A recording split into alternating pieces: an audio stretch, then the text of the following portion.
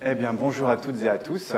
On va rentrer dans le vif du sujet avec tout d'abord une petite définition des deux principales notions du parcours patient qu'on a communément appelé parcours patient, on va dire au sens sociétal et social du terme.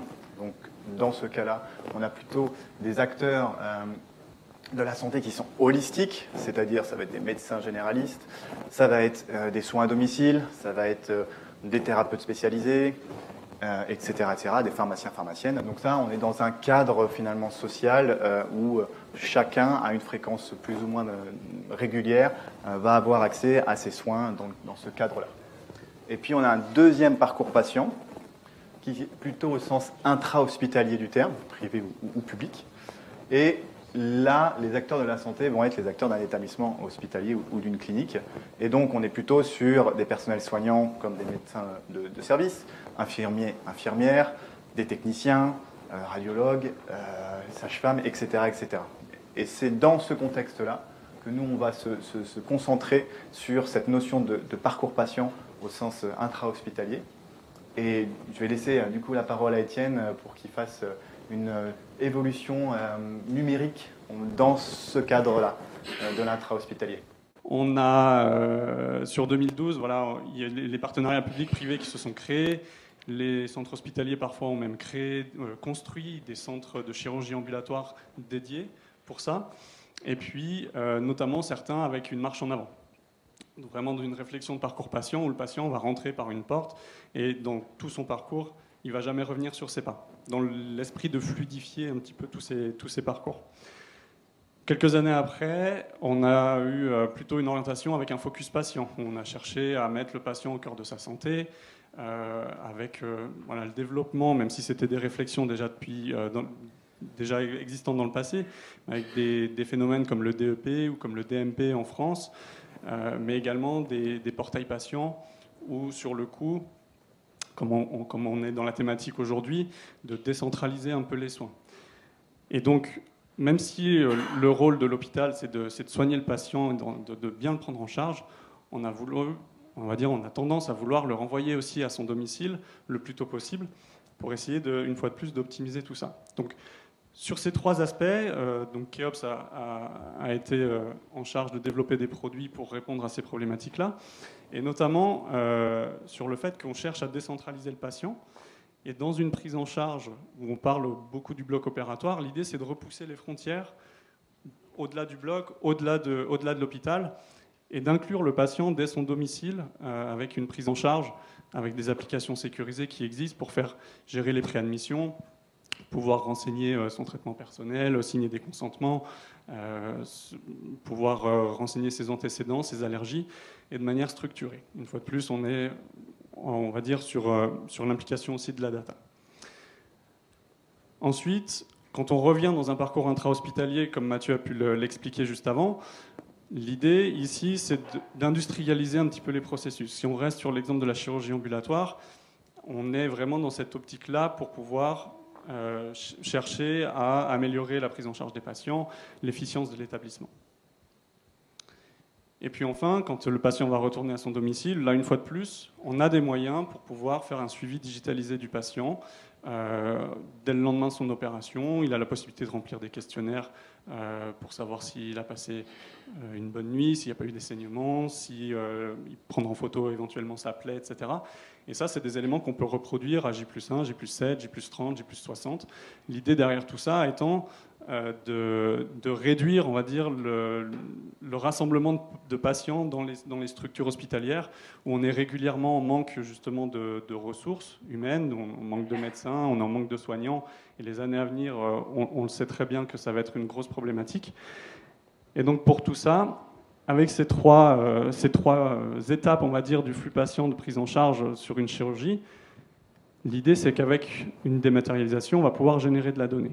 Et puis en fait, c'est ce qui s'est passé quelques années plus tard. Aujourd'hui, on court tous après la data.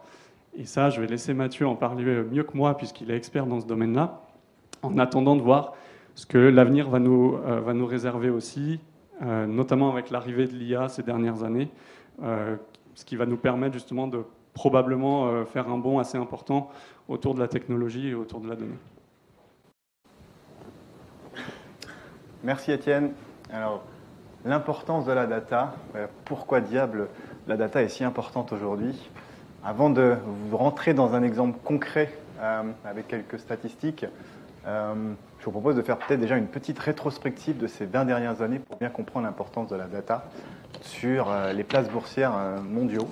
On peut se rendre compte qu'il y a 20 ans, les 5 premières places boursières, en tout cas les 5 entreprises les plus cotées en bourse, étaient tous des entreprises qui étaient plus ou moins directement liées à la pétrochimie ou à l'agroalimentaire. Et on se rend compte que ces 10 dernières années, les 5 places ont été trustées par les GAFAM, les fameux Google, Amazon, Facebook, Apple et Microsoft. Et donc, on peut comprendre, et les Américains ont compris ça bien plus tôt que les Européens, que la data aujourd'hui est vraiment au cœur de ce système. Et elle est encore plus aujourd'hui dans cette société moderne qui est vraiment pluridisciplinaire, multidimensionnelle, parce que nous, petits êtres humains, avec nos biais cognitifs qu'on connaît certainement tous, dont certainement les deux les plus connus sont le biais d'ancrage et le biais de confirmation, nous empêchent d'avoir une lucidité dans la prise de décision.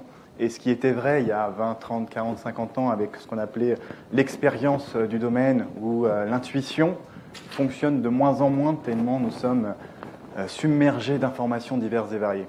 Et on a du coup ces raccourcis mentaux qui nous empêchent en fait de prendre une décision qui est factuelle et tangible. Et donc grâce aux statistiques, grâce à l'émergence de la BI il y a une bonne vingtaine d'années, et puis l'AI un petit peu moins de 10 ans, en tout cas dans le grand public, on se retrouve à ce que ces outils soient là pour nous aider à mieux prendre des décisions sur des données factuelles. Et là, j'ai pris 2 exemples assez basiques en tout cas, mais qui montrent à quel point, avec ces données, c'est important d'avoir factuellement des données, évidemment des données qui sont préparées et puis qui sont analysées. On arrive à avoir déjà une certaine granularité dans notre analyse et dans la prise de décision. Donc là, j'ai pris sur des statistiques de 10 opérations. Alors je fais un petit disclaimer, ces données sont erronées, mais la proportionnalité et la corrélation entre les différentes étapes de ces données sont cohérentes, pour garder quand même une certaine logique. Donc en prenant un exemple sur 10 opérations, d'une même opération qui est fracture de la cheville. Alors pour les spécialistes, fracture de la cheville, il peut y avoir tout un tas de dérivés de fracture de la cheville, j'en conviens, mais on va essayer de simplifier un petit peu ici, avec 10 opérations toutes les mêmes sur une fracture de la cheville, avec déjà différentes étapes ici, du délai d'entrée dans le bloc opératoire à la salle de réveil. Et rien que déjà ces informations, pour un être humain normalement constitué, sur déjà des statistiques pour 10 opérations pour les fractures de la cheville, ça devient déjà difficile de faire une moyenne pour chaque étape. Et donc ces données-là nous permettent d'avoir une comparaison simplement entre un chirurgien 1, un chirurgien 2, et de regarder des statistiques et de se concentrer sur 2 d'entre elles, on va se concentrer plutôt sur les moyennes, où on peut voir ici que la préparation anesthésique pour ces 10 mêmes opérations, pour cette même fracture de la cheville, c'est 50% de plus pour le chirurgien 2 que pour le chirurgien 1 dans la préparation anesthésique. On peut faire la même logique avec une deuxième donnée, qui sont les salles d'opération, où là, le chirurgien 2 met plus de 2 fois plus de temps que le chirurgien 1. On peut se poser des questions légitimes de qu'est-ce qui se passe, pourquoi sur un échantillon donné certes restreint, on a un chirurgien qui met 2 fois plus de temps qu'un chirurgien 2. Il peut y avoir plein de raisons, mais les données nous permettent, avec la granularité et puis des outils de BI comme ClickSense ici, on arrive à analyser en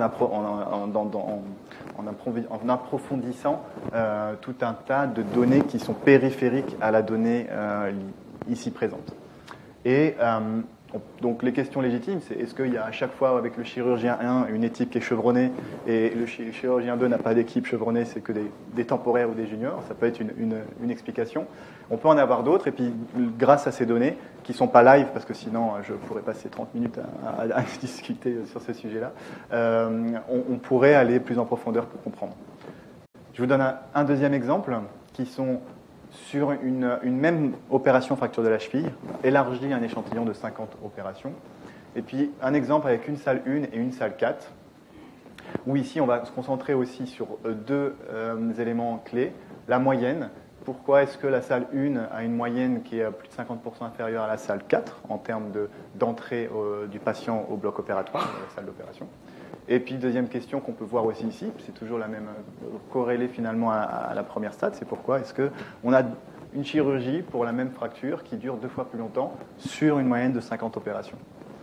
On peut légitimement aussi se poser des questions par rapport au délai d'entrée du patient. Est-ce que la salle 1 géographiquement est mieux placée que la salle 4, donc le patient arrive beaucoup plus rapidement en salle d'opération. Et donc là, on pourrait utiliser des technologies de type tracking du patient.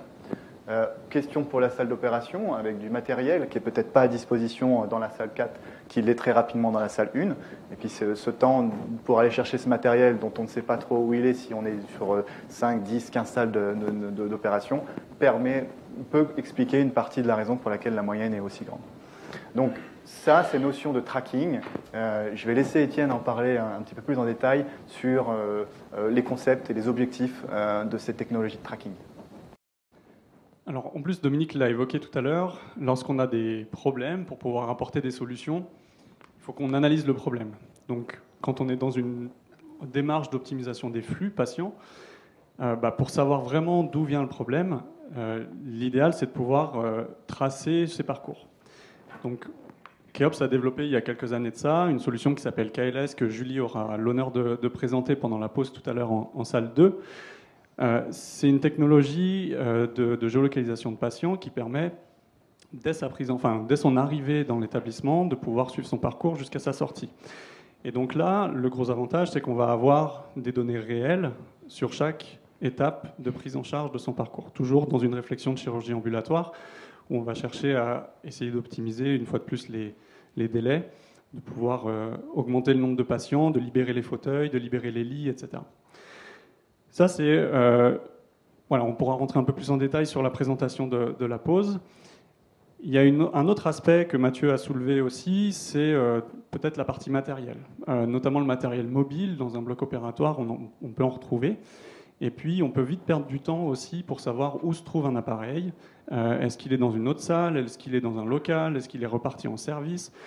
Et du coup, là aussi, on a des possibilités pour localiser l'appareil, et ce qui permet de réduire considérablement les temps de recherche, le nombre d'appels entre les soignants pour savoir où se trouvent les appareils, ce qui encombre tout le monde et ce qui énerve tout le monde, comme les patients. Savoir il est où mon canal carpien de 10 heures, on peut le retrouver assez facilement avec ce type de solution. Un autre élément pour optimiser les process, c'est la communication en interne. C'est-à-dire, avec ce type d'outils, ce que l'on recherche à faire, c'est générer des alertes grâce, justement, après une certaine période, on a une volumétrie de données qui nous permet de faire des estimations. On peut estimer une sortie imminente d'un patient d'une salle d'opération. L'idée étant que lorsque le patient sort de la salle, l'équipe de nettoyage soit avertie quelques minutes avant et que l'équipe de nettoyage rentre dans la salle d'op pour pouvoir faire le bio-nettoyage et pouvoir chercher justement à gagner 2, 3, 4, 5, 10 minutes entre chaque opération. Donc ça, multiplié par le nombre d'opérations dans une salle la journée, fois le nombre de salles, sur une année, ça peut intéresser en général les directeurs d'établissement parce qu'on va pouvoir rajouter quand même quelques opérations sur le bilan annuel. Autre exemple pour le brancardage, typiquement, un patient qui doit sortir de réveil pour libérer une place. Là aussi, on peut avoir, via les statistiques, via des accès et des alertes, pouvoir demander à un brancardier de descendre au bloc pour pouvoir libérer un lit. Également, la communication externe. Le but de l'informatisation, c'est de pouvoir automatiser aussi les actions. Et typiquement, un accompagnant pour un patient qui doit venir récupérer son proche. L'accompagnant, plutôt de rester 2 heures dans le centre ambulatoire ou dans l'hôpital pour savoir quand est-ce que va sortir son patient et demander tous les quarts d'heure au personnel d'accueil où est-ce qu'il en est, etc. On a ce type d'outil qui permet aussi d'automatiser la génération de SMS ou d'alertes également pour l'accompagnant en disant voilà, votre proche est sorti de la salle de réveil, vous pouvez le retrouver dans sa chambre, maintenant il est disponible. Et comme ça libère aussi les accompagnants qui peuvent encombrer des salles d'attente, des accueils, et qui peuvent venir aussi déranger du personnel.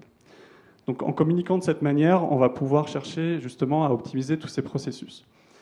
Donc comment faire pour ça? C'est une question qu'on s'est posée aussi il y a quelques années.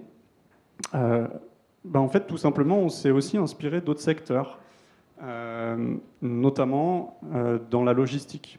Mathieu a évoqué les GAFAM tout à l'heure. Si on prend l'exemple d'Amazon aux États-Unis, vous êtes capable de commander un produit et de vous le faire livrer dans la journée ou dans les 24 heures, même aujourd'hui avec une livraison par drone. Tout ça parce qu'ils ont analysé en fait, le processus, les flux, automatisés, digitalisés, et ce qui a permis derrière d'analyser cette data et de pouvoir savoir quels sont les aspects, quelles sont les étapes qui peuvent être optimisées pour en arriver jusque-là. Donc ça, c'est un des exemples. On peut le voir un peu plus localement aussi avec Apple, que Mathieu a cité. Si vous commandez un iPhone, un MacBook ou ce genre de choses, vous le recevez aussi dans les 24 heures et vous êtes notifié. Alors, ce n'est pas une personne qui va cliquer à chaque étape. Une fois de plus, tout est automatisé. Donc finalement, dans la santé, pourquoi on cherche à industrialiser aussi les parcours des patients? Donc l'idée, c'est de s'inspirer aussi d'autres secteurs. Il y a du bon à prendre aussi, malgré tout. Et donc tout ça, c'est en lien, on a parlé un peu de matériel et de produits, on sort un peu du domaine, mais c'est en lien avec le tracking de matériel, comme j'ai pu l'expliquer tout à l'heure, sur la géolocalisation de matériel, là aussi pour gagner du temps dans la prise en charge des patients. Mathieu, tu peux nous donner un petit exemple de ce qui peut se faire aujourd'hui? Oui, je vais illustrer mes propos du coup avec ce qu'a dit Étienne, tout en utilisant le même type de logiciel qu'on nous utilise, qui est ClickSense, avec un exemple de géolocalisation sur du matériel courant qu'on peut rencontrer dans des établissements hospitaliers et donc aussi particulièrement dans le bloc opératoire, avec un exemple ici où je sélectionne un chariot de soins dans un service de bloc opératoire, et en sélectionnant ce chariot de soins, instantanément, il me donne la localisation de ces 3 chariots de soins qui semblent être présents dans cette configuration, dans ce service, avec le chariot de soins dans la zone 1, le chariot de soins dans la zone B et un chariot de soins dans la salle numéro 7. Et puis on peut faire du coup aussi un parallèle avec les données de tout à l'heure, où on parlait que la salle numéro 4 était toujours en retard en termes de moyenne.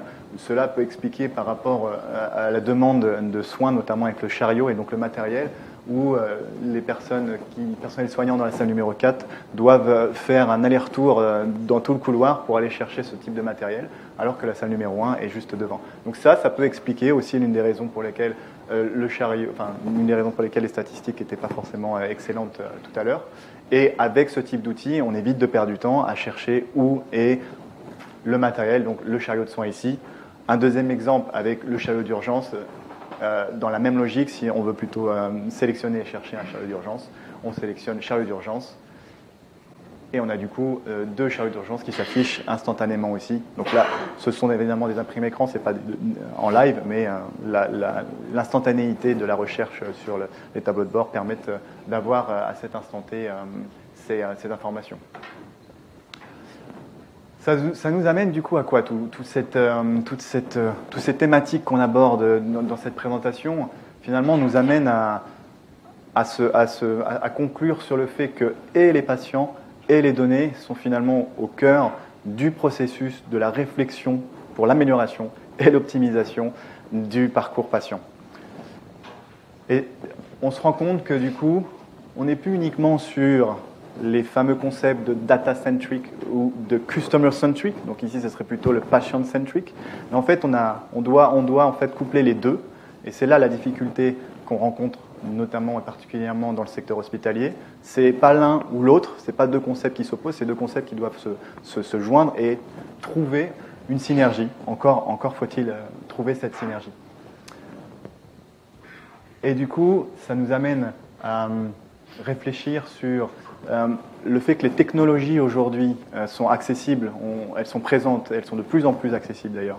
Donc on parle tout à l'heure de l'analyse de données, mais on peut aller vers la télémédecine, en passant par la prédiction dans les urgences.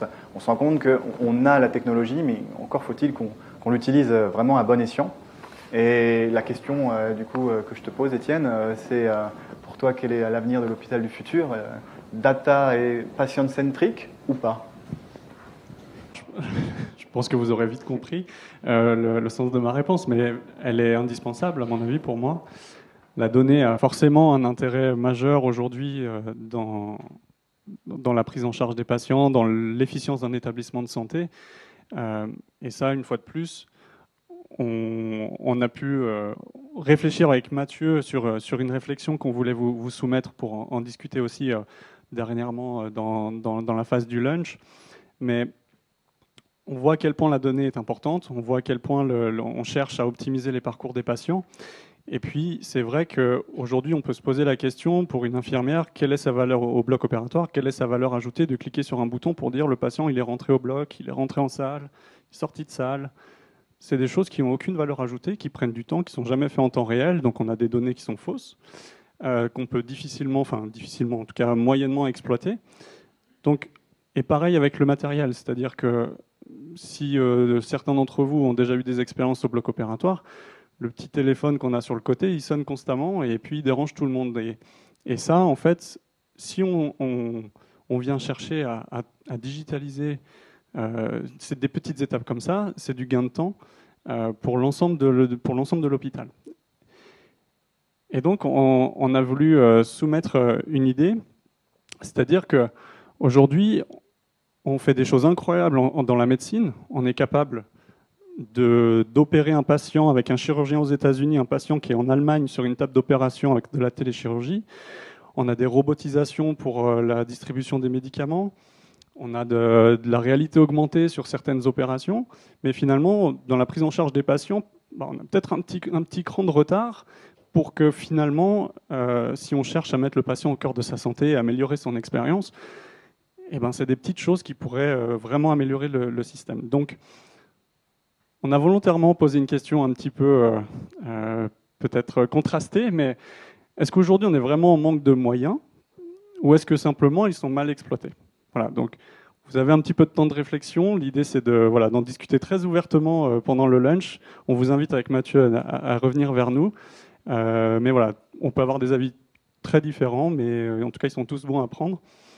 Donc on va terminer là-dessus. Merci beaucoup en tout cas pour votre écoute, pour votre temps. Et puis merci à Marco aussi pour l'organisation. Merci à vous.